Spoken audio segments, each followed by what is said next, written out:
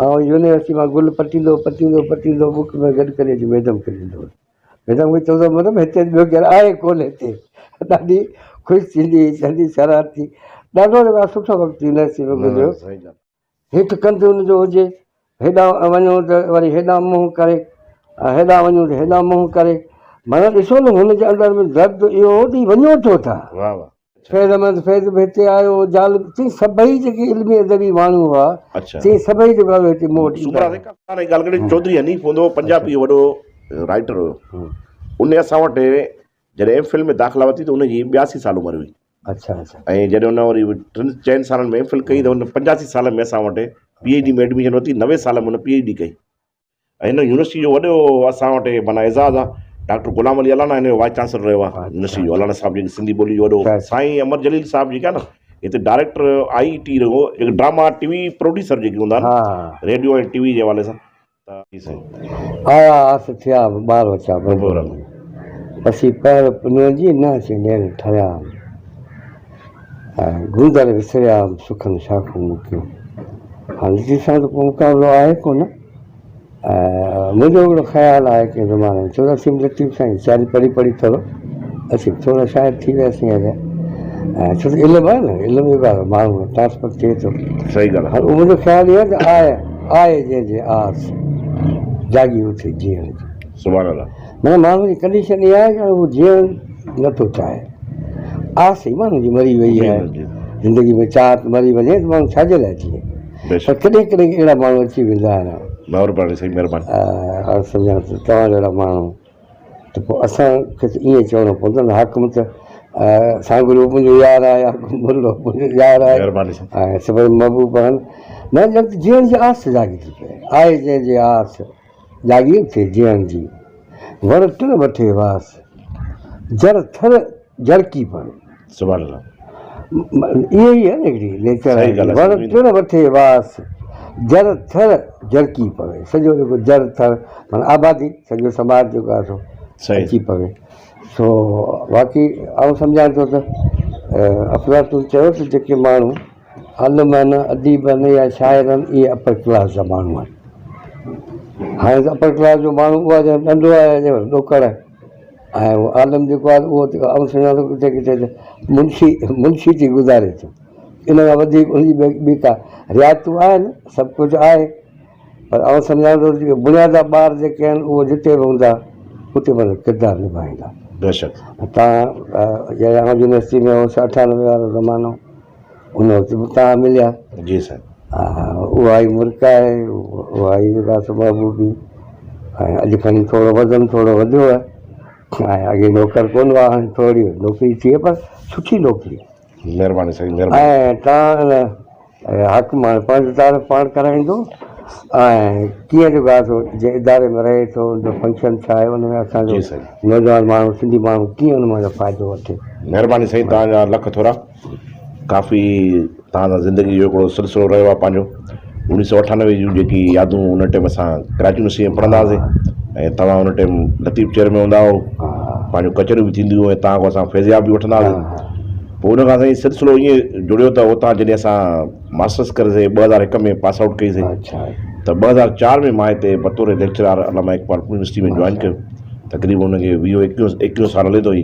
त उते open university में बतौर मां हिते शुबू आहे जवानी ॾेई छॾी था। जी साईं जवानी ॾेई छॾी हिते 2001 माना 4 खां वठी इहो सफ़र सिलसिलो इहो जारी आहे हिते। ऐं तव्हां बि उते इस्लाम आया हो 2-3 दफ़ा यूनिवर्सिटी में बि। त यूनिवर्सिटी तमामु ख़ूबसूरत यूनिवर्सिटी आहे। वफ़ाक़ी यूनिवर्सिटी आहे हीअ साईं 1974 में पहिरियों दफ़ो जेके यूनिवर्सिटी पंहिंजी यूनिवर्सिटी जो क़याम थियो। भुट्टे साहिबु ठाही। हिन जो पहिरियों नालो पीपल्स ओपन यूनिवर्सिटी हो। ऐं हिनखे 50 साल हाणे गोल्डन जुबली हुनजी असां जेका आहे न यूनिवर्सिटी मल्हाई तमामु वॾी शानदार तरीक़े सां। ऐं हिन यूनिवर्सिटी जो जेकी मक़सदु हो ख़ासि तौर ते हुते जेके भुट्टे साहिब जे ज़हन में हुयो त जेके घर वेठल ॿार आहिनि, जेकी नियाणियूं आहिनि, ख़ासि तौर ते जेकी माना ॾूरांव इलाइक़नि में उहे जेकी पंहिंजे तालीम खे माना अध में छॾे था ॾियनि ऐं तालीम हासिलु नथा करे सघनि त उन जे हवाले सां यूनिवर्सिटी ठाही वई। उनजो कॉन्सेप्ट ख़ासि तौर ते इहो हो त माना घर जे दरवाज़े ते तालीम जो ॾियण जो हुयो कॉन्सेप्ट हिन जो। त 1974 खां वठी साईं यूनिवर्सिटी हुनजो क़याम थियो। ये तमामु वॾी शानदार यूनिवर्सिटी आहे। हिन वक़्तु बि हिन जा 12 लख ॿार आहिनि जेकी पूरे पाकिस्तान में ऐं इंटरनेशनल तौर ते बि असांजा जेकी न हींअर आहिनि हिन जूं 54 कैंपस आहिनि यूनिवर्सिटी ऐं 54 साईं 54 कैंपस आहिनि माना चइनि सूबनि में कश्मीर में गिलगित बल्तिस्तान में।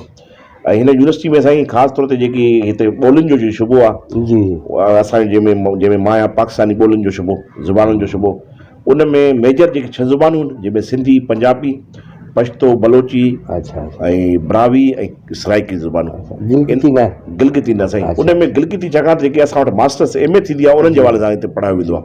हिन में तहक़ीक़ कराई वेंदी आहे आला तहक़ीक़ MPhil PhD असां MPhil ऐं PhD बि कराईंदा आहियूं मैट्रिक खां वठी ऐं PhD ताईं असांजा कोर्सिस बि आहिनि। उन्हनि जूं लिपियूं आहिनि जी साईं उन्हनि जूं माना जेकी उन्हनि जी रस्म ख़त आहे उन्हनि जूं आहिनि लिपि वग़ैरह आहे उन्हनि जूं जी आहे साईं। पर उन्हनि जूं जेके आहे न उन में MA या BA उन में MA कोन थी थिए त बाक़ी जेके शुमाली इलाइक़ा असां उनखे जेके ओतिरा ई इलाइक़नि जूं ॿोलियूं जेके शुमाली इलाइक़े जा ॿोलियूं चयो थो वञे उन में माना बल्ती आहे शिना आहे ब्रोशस्की आहे वखीन उन में ॻाल्हायूं वञनि त हुते वॾियूं वॾियूं ज़ुबानूं जेके आहिनि हुते शिना ऐं बल्ती आहिनि माना शुमाली इलाइक़े जात में ज़ुबानूं पोठवारी बि हिते अचे थी पर पोठवारी पंजाबी जो हिकिड़ो लहजो आहे पोठवारी आहे माना हुननि जो अलॻि माना हिकिड़ो लहजो आहे जीअं पंहिंजो थरी लहजो हुजे कोस्तानी लहजो आहे सिंधी इहे लहजा आहिनि त हिते 6 असां वटि मेजर ज़ुबानूं जंहिंमें MPhil असां PhD कराईंदा आहियूं। सराइकी खे लहजो चऊं या ॿोली असां वटि हिते ॿोली उन करार ॾिनो हा ॿोली आहे बाक़ाइदे ॿोली आहे। ऐं उन खां अलावा इहो आहे त कश्मीर जेकी पंहिंजी सराइकी ॿोली आहे हुते बहादुर ज़करिया यूनिवर्सिटी में बि अलॻि हिकु हुनजो शुबो आहे ऐं उहे उन खां अलावा इस्लामिक यूनिवर्सिटी बहावलपुर में बि हुननि जो डॉक्टर जावेद चांडियो हुननि जो असां वियासीं ऐं नाज़ हमायूनी नवाज़ अली शौक़ कॉन्फ्रेंस थी ख़्वाजा गुलाम फरीद जी जावेद असांजो मेज़बान हो 3 ॾींहं असीं रहियासीं। हा जावेद तो तमामु इहो 99 में उन वक़्तु तव्हां पढ़ंदा हुआ जी नवां पढ़ जी कॉन्फ्रेंस थी हुई पोइ ऐं रेल ते आयासीं ऐं न्याज़ हमायूनी उहो या 5 ॾींहं वरी असीं अॼु मुल्तान में रहियासीं। हा हुते जेको मुलनि जो जुलूस पिया आयो रेलूं खोलियूं कोन थिए पोइ उन बहाने हुते सराइकी साईं अलॻि ॿोली ममताज़ सुमरे सराइकी ॿोली अलॻि आहे हे के चवंदा आहिनि त लहजो आहे पर न सुमरा हिते ममताज़ सुमरो हूंदो ममताज़ सुमरे लाइब्रेरी बि आहे हुते हुन में पंहिंजी साईं असां इन वटि रहियासीं भूत बंगलो छॾिबो आहे हिन जो घर ममताज़ 4 ज़ालूं हुयूं हुन जूं ऐं उहे चइनि बंगलनि में रहंदियूं हुयूं। ममताज़ सुमरो मुल्तान जो न हा मुल्तान पंहिंजा किताब वग़ैरह जेका आहिनि उनखे सराइकी एरिया स्टडी सेंटर आहे न गुज़ारियो आहे उन ते बि असां MPhil कराई आहे सराइकी में असां मूं इन जूं यादगिरियूं मूं वटि आहिनि। असीं 5 ॾींहं घर में रहियासीं असांखे मानियूं खाराईंदो रहियो कचहरियूं कंदो रहियो ऐं पछाड़ी जो जेको ॾींहुं हो उहो मूंखे ॾाढो अॼु बि यादि पियो अचे हिकिड़ो पोड़ो अॼु बि रोई पियो साईं आप फिर आएंगे वो मुझे बाबा अल्लाह जानता है हयाती होगी तो ज़रूरु आएंगे त असीं जॾहिं अॼु वञूं था न उन ॻाल्हाए न पियो हेठि कंधु हुनजो हुजे हेॾां वञूं त वरी हेॾां मुंहुं करे हेॾां वञूं त हेॾां मुंहुं करे माना ॾिसो न हुनजे अंदरि में दर्द इहो होॾी वञो छो था मोहबती माण्हू आहे न साईं असांखे अंदरि एॾो असांखे ट्रीट कयूं पोइ असांखे हा सराइकी सिंधी फैज़ अहमद फैज़ बि हिते आयो जाल चई सभई जेके इल्मी अदबी माण्हू हुआ चई सभई जेको हिते मूं वटि काफ़ी रहंदा मुल्तान में न पढ़ा न इहो तव्हां मूंखे यादि ॾियारे छॾियो 99 पोइ 19 साल थी विया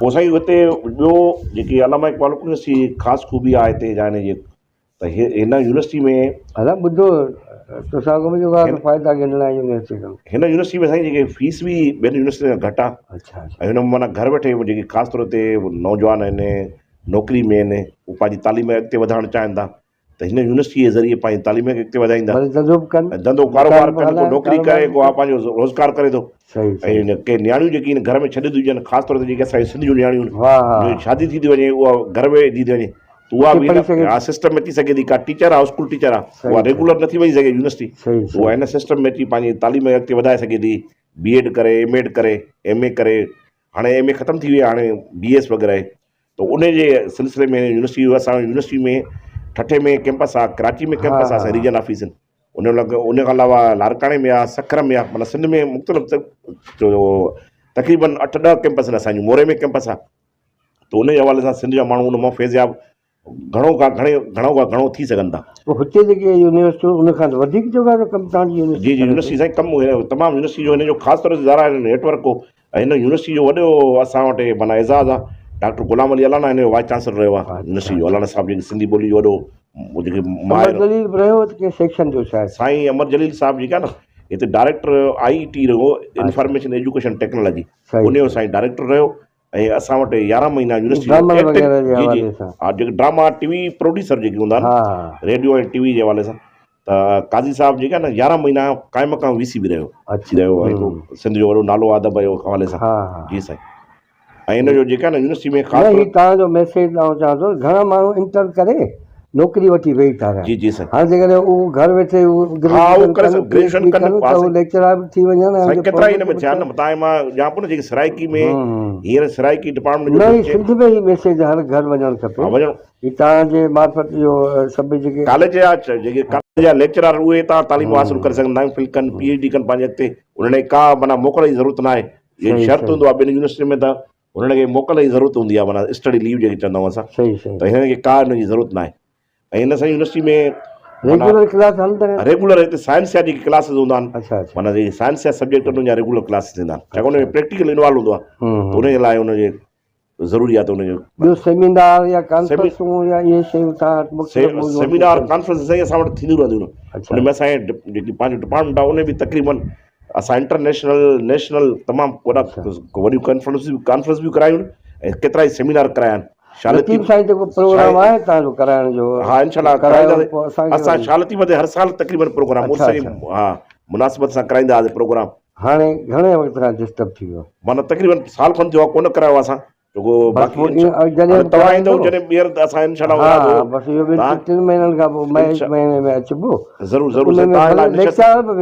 तव्हां लाइ निशस्त रखंदासीं उन में लेक्चरार बि वेहनि ईअं न त शागिर्द शागिर्द बि उते पाण कंदा हुआसीं तव्हांखे यादि न आउं ईंदो चवंदो भाउ उस्ताद बि शागिर्द बि छो त हाणे असां जेको मिलणो हो सो मिलियो हाणे असांखे ॾियणो आहे हाणे तव्हां बि जेको इल्मु सिखिया उहो तव्हांखे मिलियो हाणे तव्हां इल्मु ॾियो पिया उमिरि न आहे न माण्हू उमिरि ऐं त हिन यूनिवर्सिटी में का उमिरि जी क़ैद न आहे त माना केतिरी उमिरि जो इहा वॾी ॻाल्हि हिते असां 5 साल असां वटि तव्हां मुल्तान जी ॻाल्हि कॾहिं चौधरी हनीफ हूंदो पंजाबी वॾो राइटर हुयो उन असां वटि जॾहिं MPhil में दाख़िला वरिती त हुनजी 82 साल उमिरि हुई ऐं जॾहिं हुन वरी 4 सालनि में MPhil कई त हुन 85 साल में असां वटि PhD में एडमिशन वरिती 90 साल में हुन PhD कई इहा ॻाल्हि ज़हन में रखंदे ऐं हिकिड़ी ॻाल्हि दिलि में सम्झो वेठो आहियां त जेकॾहिं आउं तव्हां PhD करियां जी जी कर तव्हां दाख़िला ॾेई सघूं था असां ईअं न जी साईं उन में शायदि ऐं लतीफ़ जा जेके आहिनि कॉन्सेप्शनल कैरेक्टर ऑफ शाहरती माना आम न माण्हू न जो कुतो आहे कुते सां ॻाल्हाए थो नकी आहियूं चोर नकी आहियूं चोड़ा हागा मां होर कुता करे कंसी माण्हू त न आहे कुते सां ॻाल्हाए पियो डूंगर सां ॻाल्हाए पियो डूंगर ॾुख संदो पिणी गॾिजां त चवां मूं इहो कयो पियो मैडम वटि